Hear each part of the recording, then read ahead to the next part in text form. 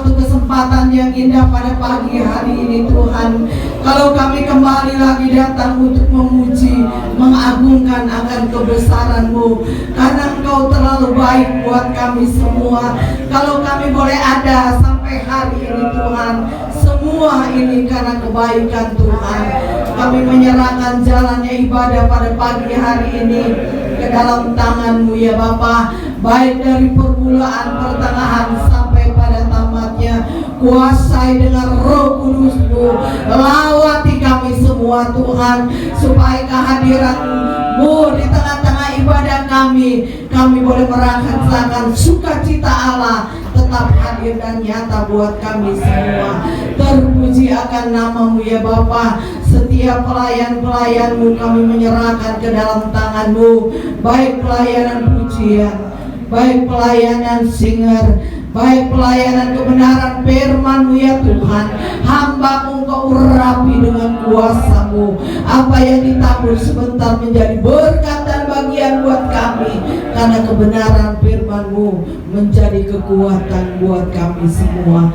Bapa, baik pelayanan musik, kolektan, seluruh kami yang ada, kami yakin dan kami percaya kami akan diberkati oleh Tuhan. Kalau ada kuasa yang tidak berkenan, hati, pikiran kami mungkin ada di dalam ruangan ini Tuhan, kami bertindak di dalam nama Yesus. Engkau sucikan, kuduskan. Terpuji akan nama-Mu ya Bapa.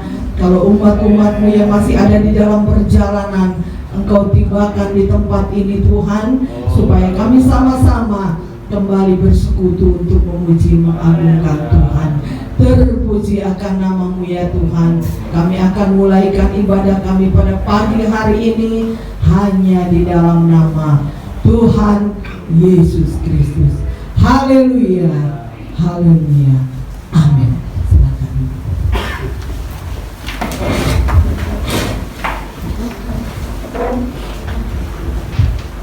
Puji Tuhan, kita merasakan sukacita bahwa Roh Allah ada di tempat ini.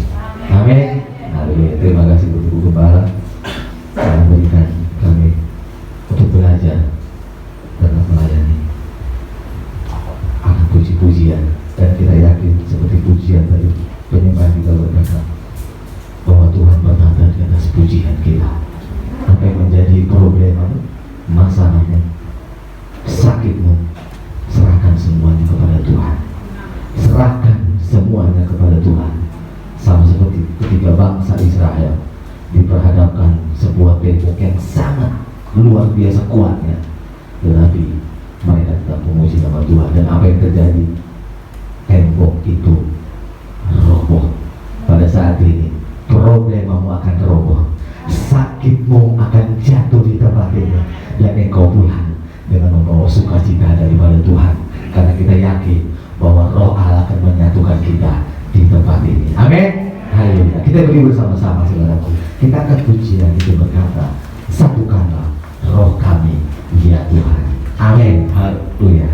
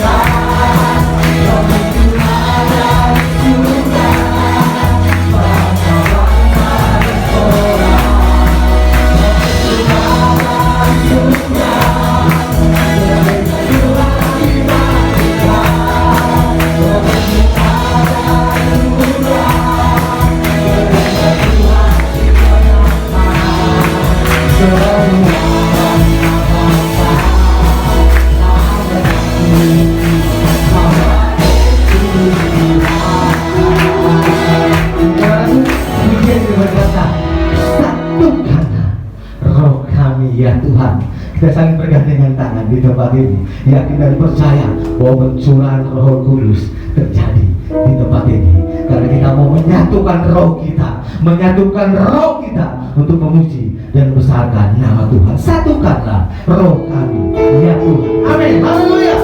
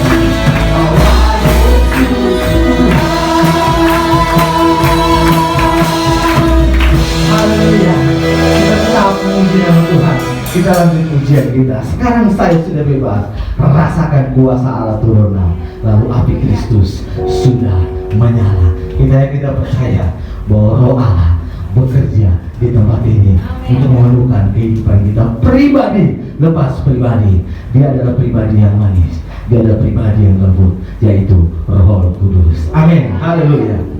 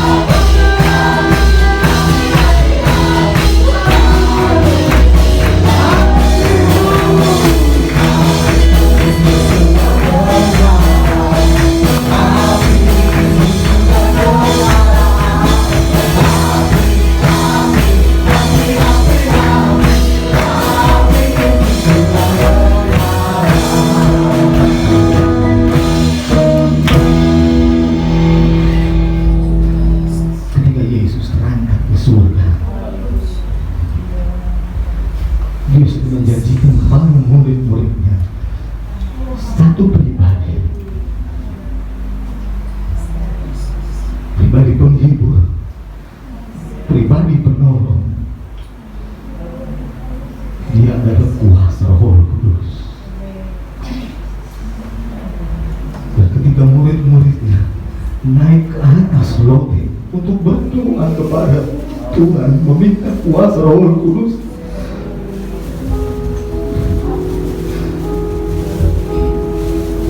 di mulut daripada murid-muridnya ada api yang begitu luar biasa, dan orang luar melihat seperti terbakar. Itu karena pekerjaan kuasa Roh Kudus. Dia adalah pribadi yang lembut.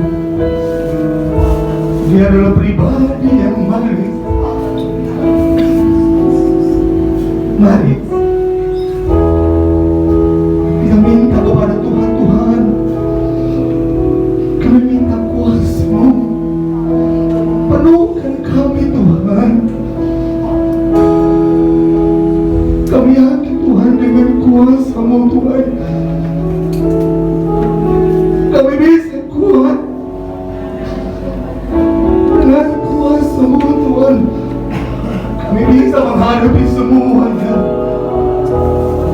Haleluya. Kita angkat pujian yang lama. Datang Roh Kudus, kudoa. Amin Tuhan. Ya Tuhan. Haleluya Tuhan. Datang Roh Kudus, kudoa. Amin. Roh yang manis dan lembut. Amin. Datang dengan kuat kuasa-Mu,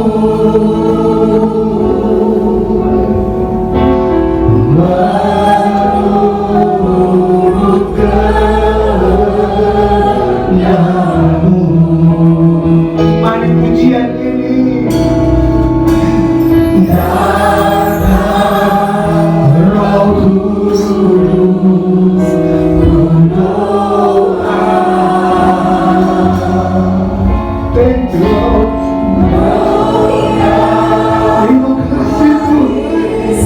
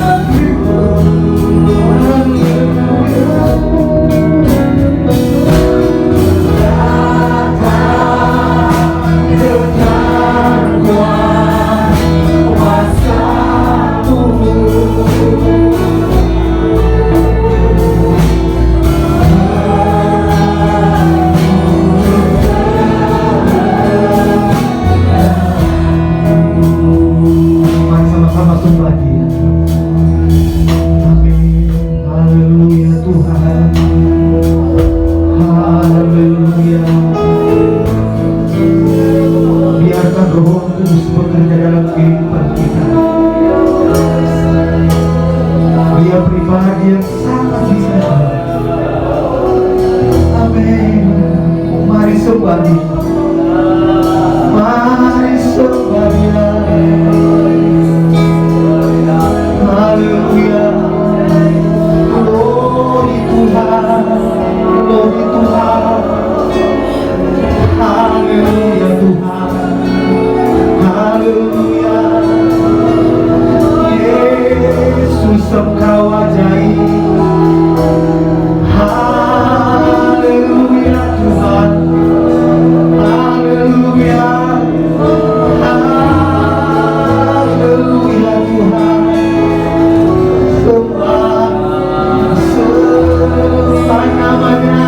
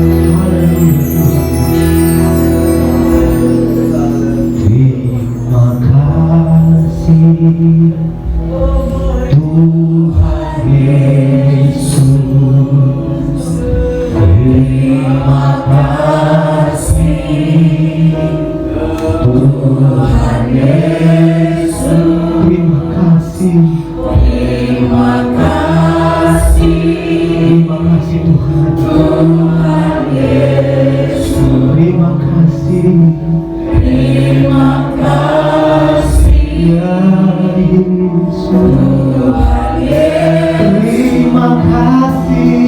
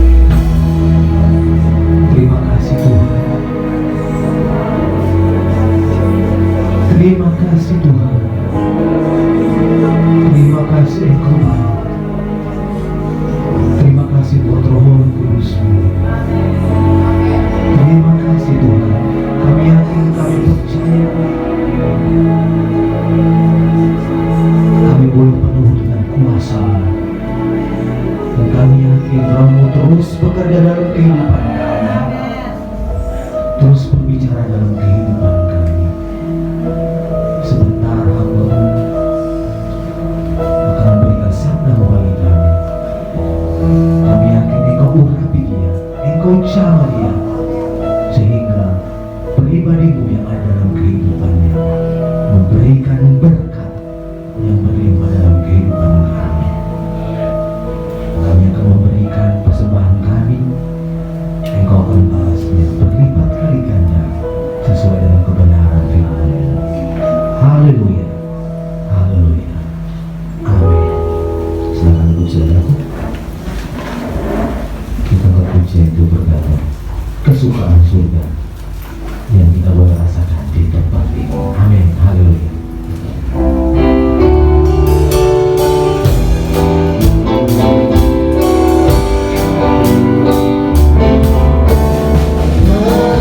Kesukaan surga yang kurasa secara ini. Kesukaan surga dikerjakan oleh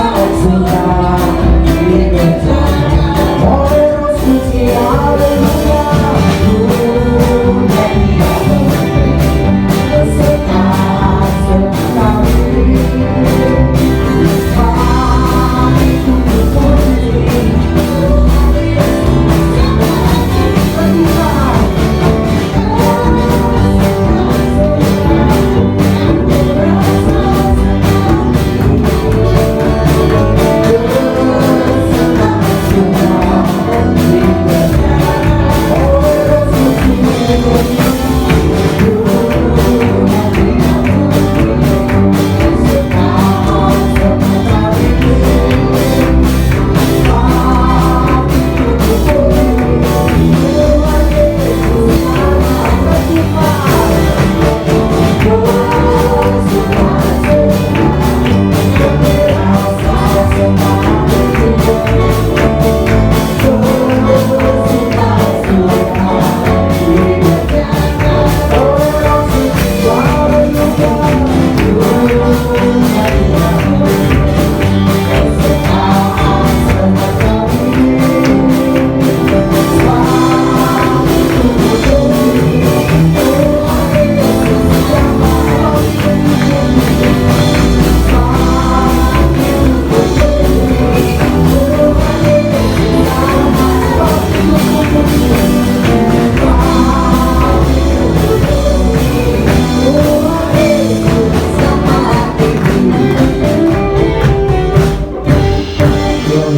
Kesukaan surga ini.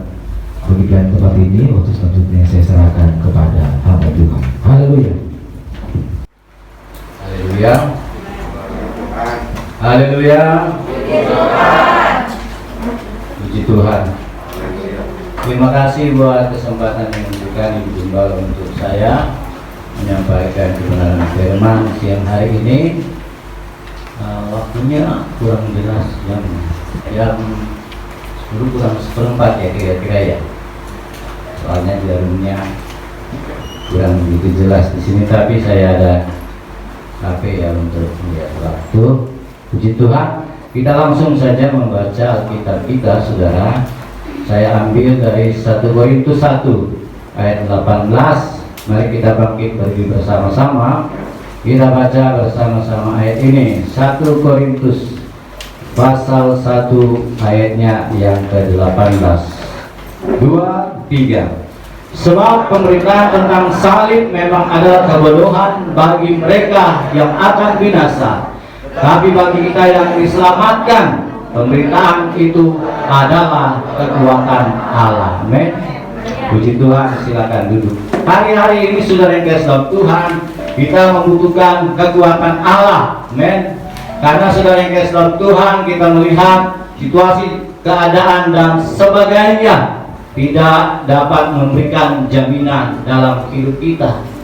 Tetapi memang saudara yang kasih dalam Tuhan, pemberitaan salib bagi dunia sesuatu yang sangat berat, sesuatu yang sangat, saudara yang kasih dalam Tuhan, ya bisa saja mungkin membingungkan, dan banyak juga salib kita itu dihina ya dan lain sebagainya. berapa waktu yang lalu saudara sempat viral ya tentang salib, dan di sana katanya ada jin.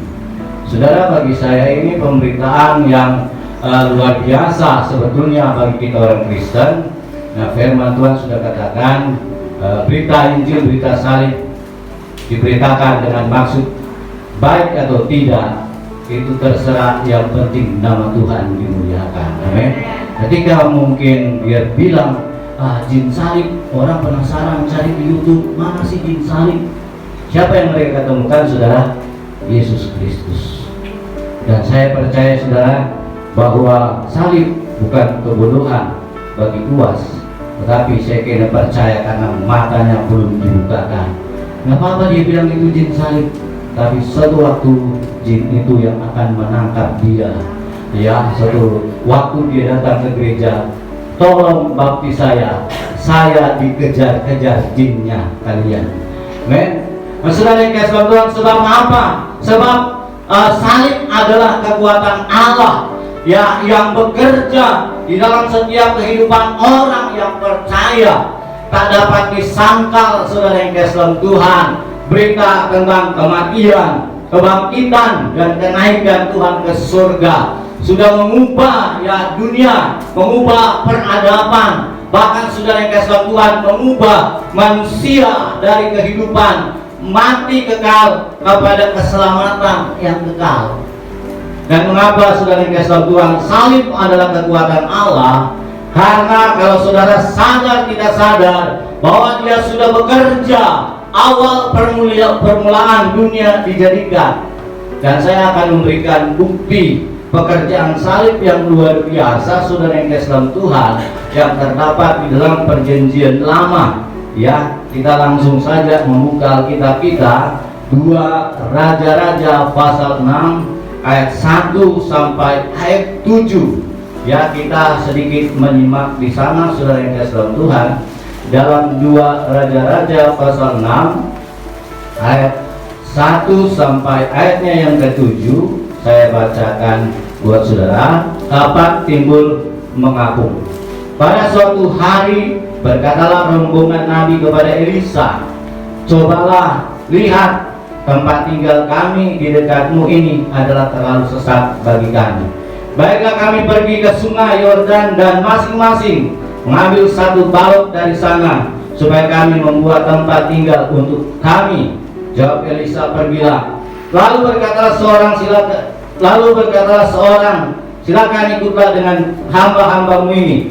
Jawabnya, baik, aku akan ikut.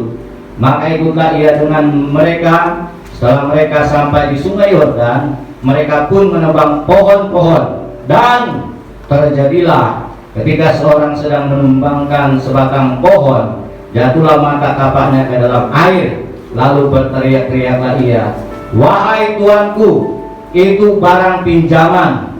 Tetapi berkatalah abdi Allah, kemana jatuhnya? Lalu orang itu menunjukkan tempat itu kepadanya. Kemudian Elisa memotong sepotong kayu, lalu dilemparkannya ke sana. Maka timbullah mata kapak itu dibuatnya. Lalu katanya, ambillah. Orang itu mengulurkan tangannya dan mengambilnya. Dan yang kasih Tuhan, pada garis besarnya bahwa mereka akan menebang pohon, tetapi sayangnya alat yang akan dipakai itu jatuh ke air, jatuh ke sungai Yordan. Secara otomatis, saudara yang kasih Tuhan, mereka tidak dapat bisa menebang kayu itu sampai kapanpun. Ya, lalu saudara yang kasih Tuhan, mereka menceritakan kepada Elisa tentang kejadian dan peristiwa yang terjadi. Lalu saudara yang kasih Tuhan, ada peristiwa, mau bilang aneh, nyata, tak mau bilang mujizat, mau bilang apa. Tetapi saudara yang kasih Tuhan, katakan di sini ketika kapak itu hilang, Elisa berkata, di mana jatuhnya? Maka sebetulnya saudara yang kasih Tuhan, memang kalau dicari itu tidak bakalan ketemu. Karena kalau besi jatuh di air, entah dia lari kemana, masuk ke lumpur, sungai yang dalam, Ya, kalau saya berpikir akal sehat, dia akan pergi ke tukang besi, minta besi yang panjang, di ujungnya ada magnet, sehingga bisa dicari besi itu. Tetapi yang terjadi, saudara yang kasih dalam Tuhan, Elisa tidak mencari besi, mencari magnet, ya, tetapi saudara dia melemparkan sepotong kayu. Dia tidak masuk di akal. Kayu dengan besi secara ilmiah, secara ilmu apapun tidak akan masuk, ya.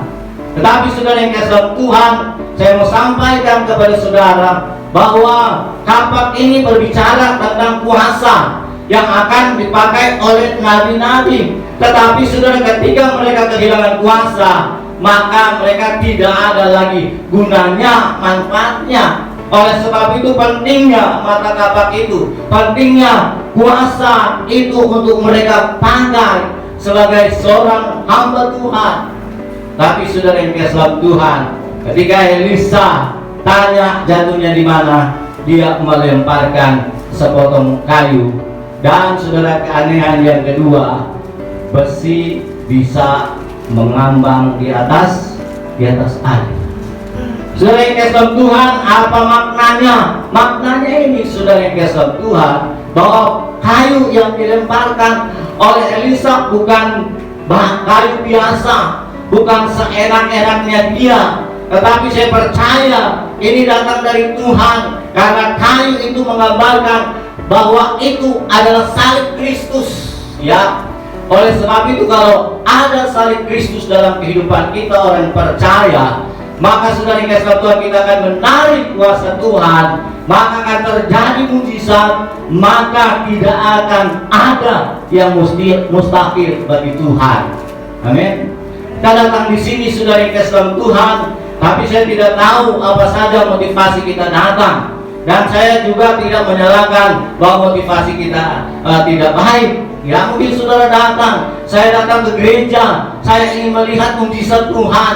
Saya datang ke gereja, saya ingin melihat kesembuhan Tuhan. Saya datang ke gereja, saya ingin masalah persoalan saya selesai. Saya datang ke gereja supaya perusahaan saya bertambah-tambah. Saya ingin sampaikan kepada saudara, di gereja tidak ada mujizat. Di gereja tidak ada kesembuhan.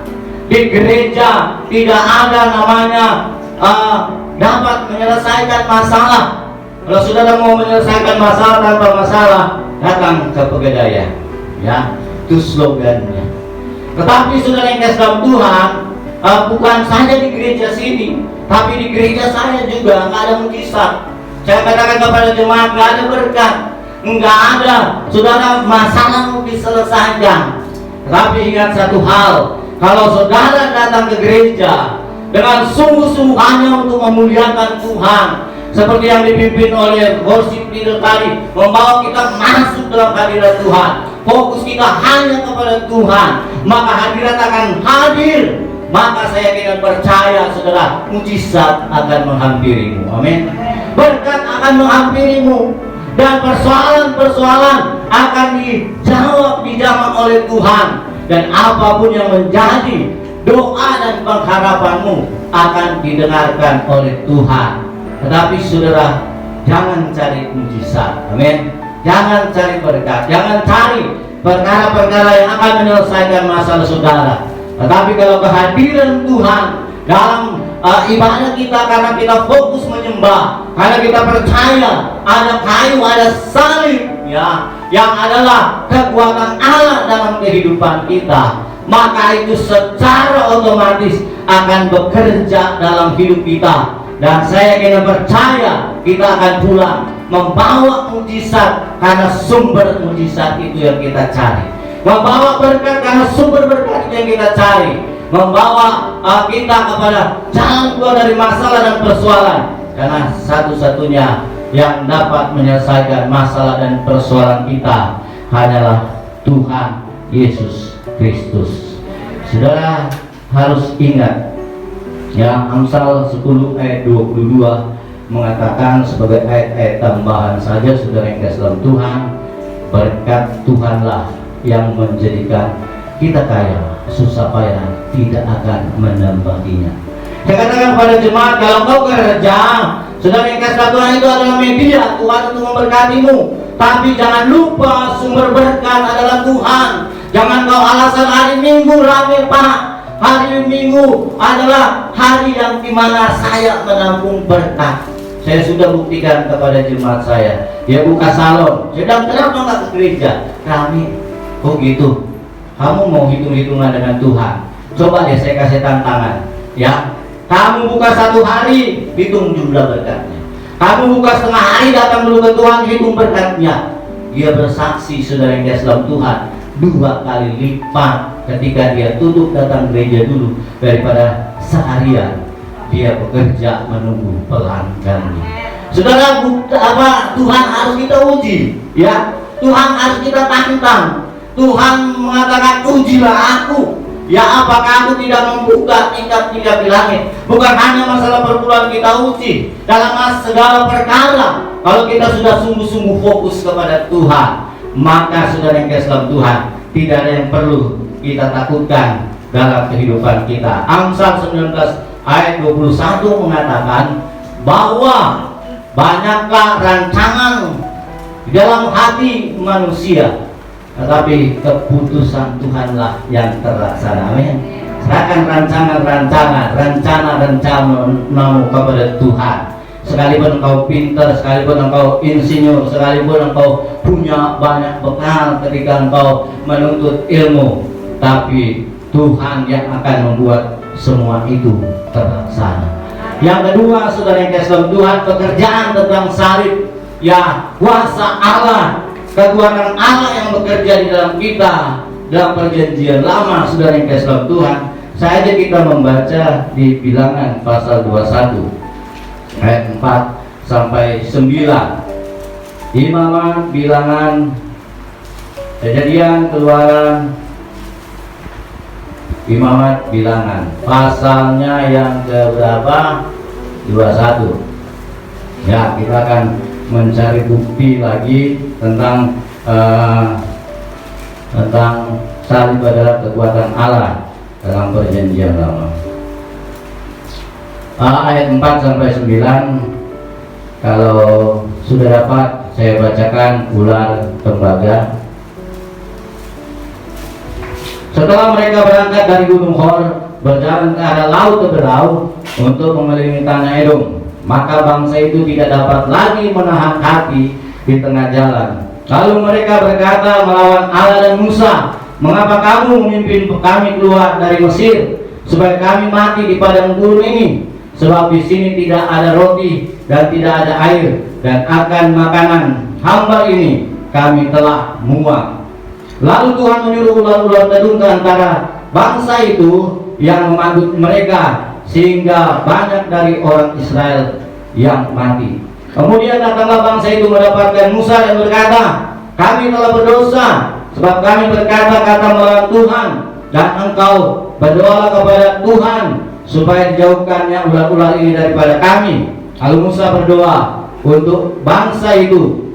Maka perhatikan, berfirmanlah Tuhan kepada Musa, buatlah ular tedung dan taruhlah itu pada sebuah tiang, maka setiap orang yang terpagut jika ia melihatnya akan tetap hidup.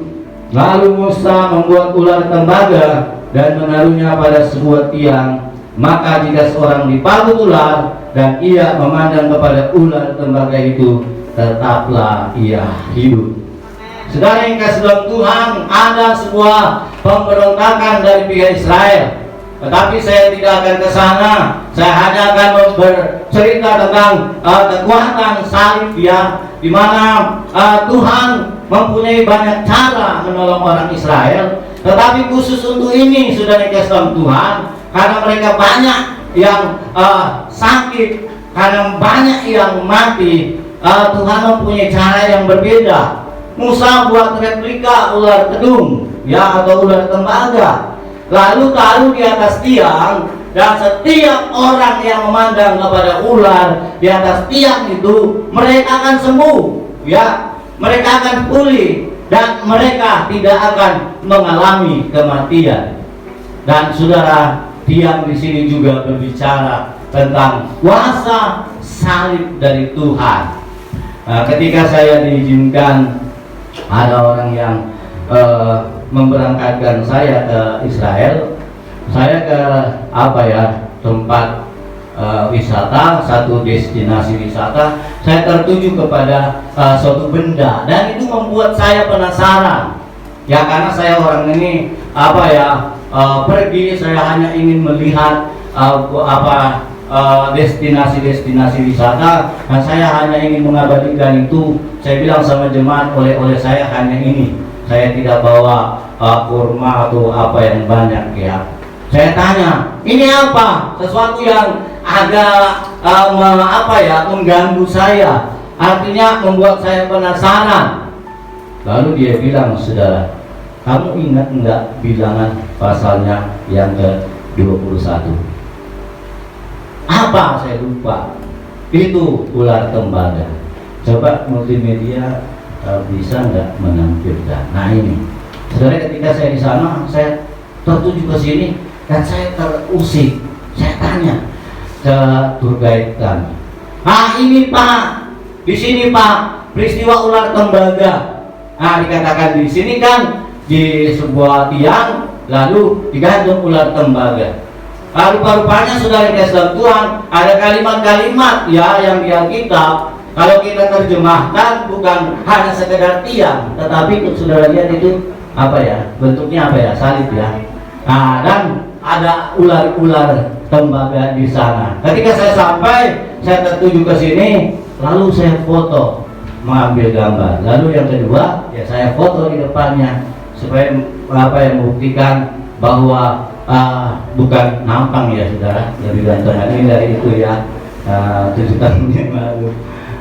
Saudara, dikatakan di sini memang saudara yang kasih Tuhan, ini adalah gambaran dari kuasa salib. Oleh sebab itu saya mengatakan kepada saudara, apa saudara sekarang ini dalam keadaan sakit, yang mungkin saudara yang kasih Tuhan tidak sakit, tetapi saudara takut tertular, saudara takut corona, saudara ada masalah, ada persoalan, sakit penyakit.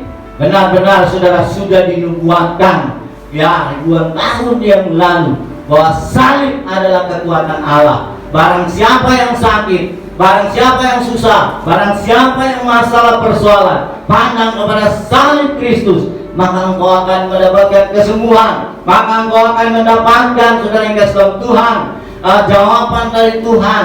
Oleh sebab itu saat ini saudara yang kasih Tuhan, perlunya kita jaga imun, perlunya kita jaga protokol kesehatan. Tetapi saudara yang kasih Tuhan, yang penting dari semuanya itu, saudara berharap kepada salib Kristus yang pernah mati, Yesus Kristus di Golgota, disalib, tetapi oleh kekuatan kuasanya Dia dibangkitkan. Bahkan sekarang ini kita sedang memperingati kenaikannya ke surga. Saya kasih ayat referensi di Perjanjian Baru, saudara yang kasih Tuhan, ditulis dalam 1 Petrus 2 ayat 24 ya, 1 Petrus 2 ayat 24, untuk memberikan kembali kita semangat, memberikan kembali kita kebenaran firman, supaya kita hidup di dalamnya, supaya benar-benar firman itu menjadi kekuatan kita. 1 Petrus 2 ayat 24, 23, Ia sendiri telah memikul dosa kita di dalam tubuhnya di kayu salib, supaya kita yang telah mati terhadap dosa hidup untuk kebenaran. Oleh bilur-bilurnya kamu telah menjadi sembuh. Kamu yang sekarang ini sedang diintimidasi oleh virus COVID-19, saudara yang kasih Tuhan, sekali lagi jaga protokol kesehatan, jaga imun, tetapi di atas segala-galanya salib Kristus yang harus kita pandang, yang telah menyelamatkan kita, yang akan memberikan kita kesembuhan. Yang kedua saudara, yaitu pandang salib Kristus, bagi mereka akan sembuh dan mereka akan selamat. Ya, pemberitaan tentang salib adalah pemberitaan yang sangat vital bagi setiap orang percaya. Karena itu saudara yang kasih Tuhan, ada ayat referensinya ya, Bilangan 21 ayat 9 tadi ditulis dalam Injil Yohanes.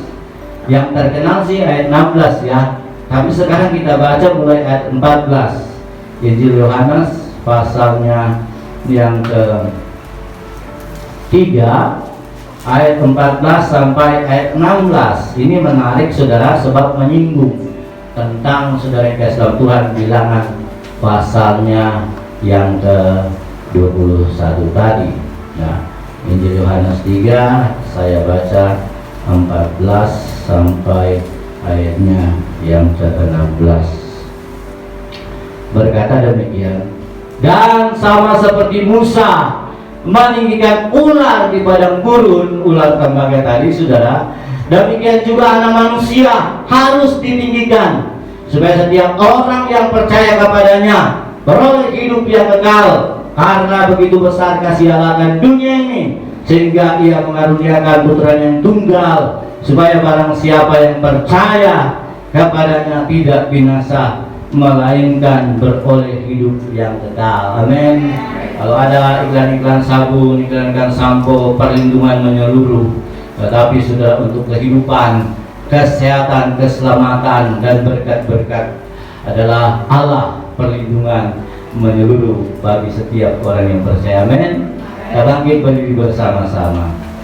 Segala pujian, hormat, syukur, pengagungan kami kembalikan kepada Allah Bapa kami yang berada dalam kerajaan surga, namun lewat Roh-Mu yang kudus hadir di tengah-tengah kami dan menjamah melawat kami semua Tuhan. Di tengah-tengah ketakutan, kegalauan, masalah persoalan yang Tuhan melanda dari semua segi, sehingga membuat setiap orang, bahkan kami orang percaya, mengalami dampaknya. Tetapi kami percaya firman-Mu adalah kekuatan, salib adalah kekuatan Allah yang akan hidup bersama-sama dengan kami saat ini Tuhan. Terlebih ketika kami menghadapi virus corona, kami percaya semua itu diizinkan Tuhan, tetapi kami percaya ada pelajaran yang akan kami terima di dalamnya. Dan kami percaya Allah yang telah berfirman bagi kami semua, salib adalah kekuatan Allah, akan menyertai kami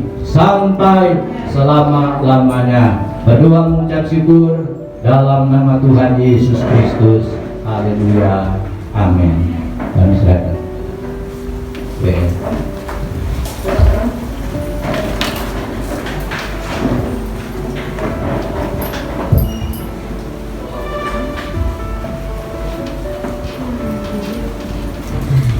Kita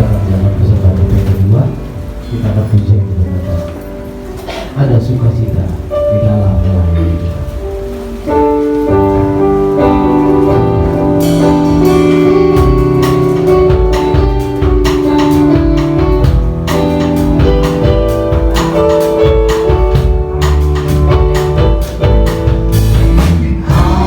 Sukacita dari Roh-Mu.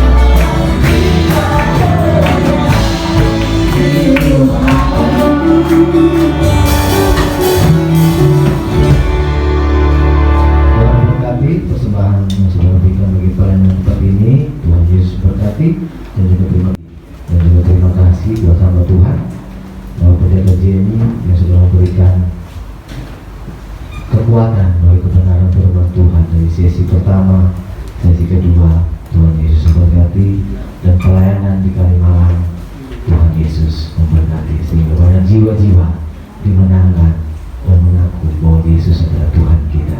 Amin. Haleluya. Untuk pelayanan minggu bisa dilihat di monitor dan latihannya hari Sabtu.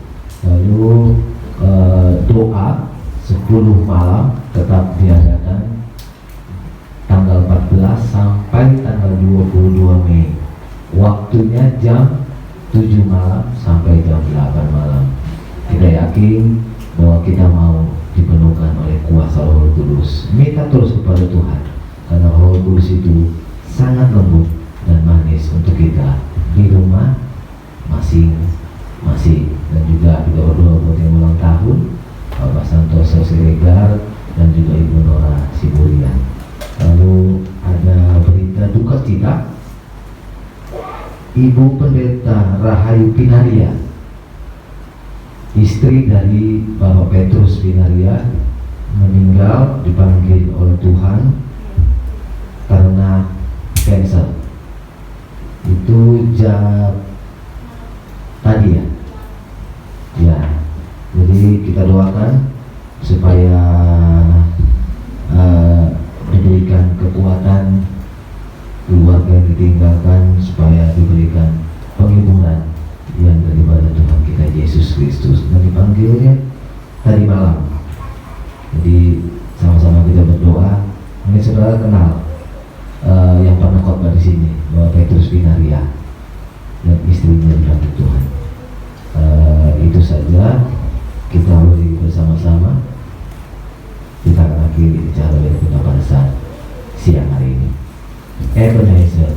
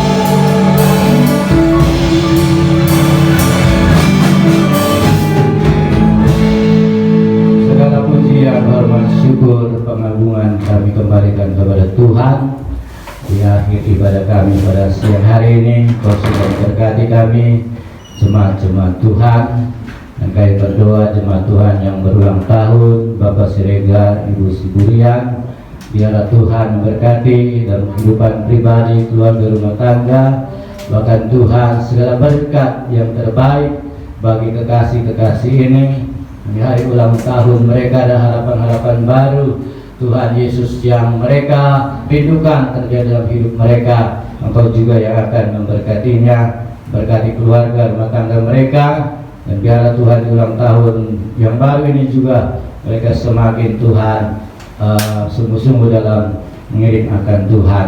Kami satukan hati, doa dan permohonan kami kepada Tuhan untuk Bapak Pendeta John Palit yang saat ini masa pemulihan di keluarga mereka di Depok. Biar Tuhan tolong mengangkat segala sakit penyakitnya, hancurkan dalam nama Yesus Kristus.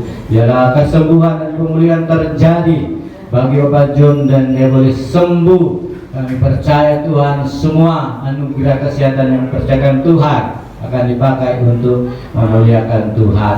Kami juga berdoa buat keluarga Bapak Petrus Pinaria yang baru ditinggalkan oleh istri tercinta Ibu Gembala Pinaria, yang Tuhan Engkau sudah berkehendak untuk memanggil kekasih ini dalam keabadian sorga, dalam kekekalan Bapa. Biarlah keluarga besar dihiburkan, dikuatkan oleh Roh Kudus, dan berpengharapan bahwa setiap orang yang mati di dalam Tuhan berharga adanya. Terima kasih Tuhan, kami memberkati setiap jemaat-jemaat-Mu yang hadir saat ini kembali ke rumah mereka masing-masing dalam kegiatan sepekan, pekerjaan usaha mereka, baik secara langsung secara daring. Tuhan Yesus tolong campur tangan. Kami berdoa, berkatalah pertama-tama bagi jemaat-Mu, mereka juga yang sakit Tuhan sembuhkan, yang lemah Tuhan kuatkan. Dan kami percaya Tuhan, semua jemaat-Mu di sini dapat datang memenuhi beribadah di tempat ini. Nama Tuhan dipuji besarkan. Begitu juga dengan Ibu Gembala dan anak-anaknya. Tuhan Yesus tolong campur tangan mengembalakan sidang di tempat ini. Kesehatan dan kekuatan, hikmat akan budi bijaksana, bahkan urapan dari Tuhan bertambah-tambah. Bahkan Tuhan setiap pelayan-pelayan tempat ini, worship leader, pemain musik, singer, dan apapun Tuhan yang mereka layani, semua diberkati dan diurapi oleh Tuhan. Terima kasih Bapa di sorga. Kami sebentar kembali ke rumah masing-masing. Damai sejahtera sukacita Allah tetap menjadi bagian kami. Kami berdoa mengucap syukur, akhiri ibadah kami siang hari ini dalam nama Tuhan Yesus Kristus. Kekasih-kekasih Tuhan, angkat tanganmu, arahkan hatimu kepada Tuhan. Tuhan memberkati engkau dan melindungi engkau. Tuhan menarik engkau dengan wajahnya dan memberi kau kasih karunia. Tuhan menghadapkan wajahnya kepadamu dan memberi engkau damai sejahtera. Terimalah berkat dari Allah Bapa, sumber segala sumber berkat, cinta kasih dalam Tuhan Yesus Kristus, persekutuan pantaran yang manis dan Allah Roh Kudus tinggal mengikat mempersatukan kita, menyertai kita dalam damai sejahtera sukacitanya. Saat ini sampai Maranatha Tuhan datang kali yang kedua, bahkan sampai selama-lamanya. Ucapan berkat disampaikan dengan iman, dengan percaya, didasarkan dalam satu nama yang heran, nama yang berkuasa, dalam nama Tuhan Yesus Kristus. Bapa, terima kasih.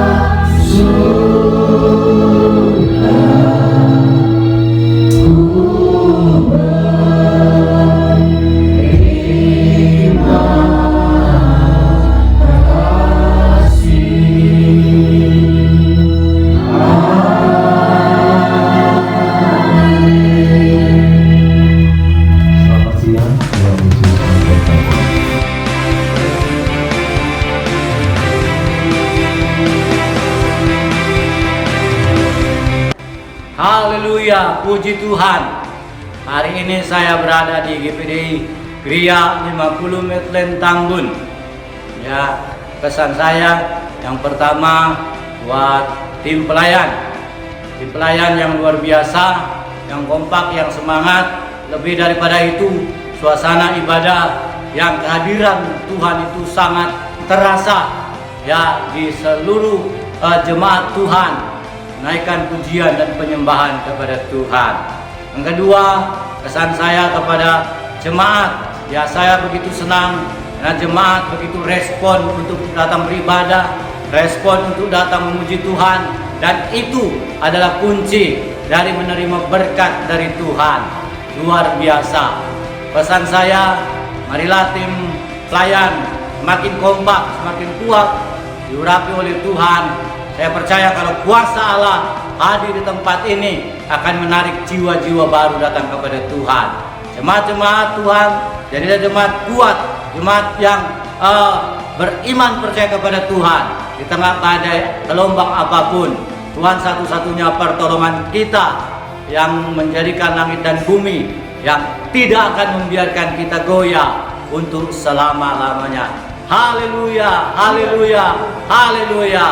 Gereja GPD Gereja 50 makin maju dan makin diberkati oleh Tuhan. Amin. Amin.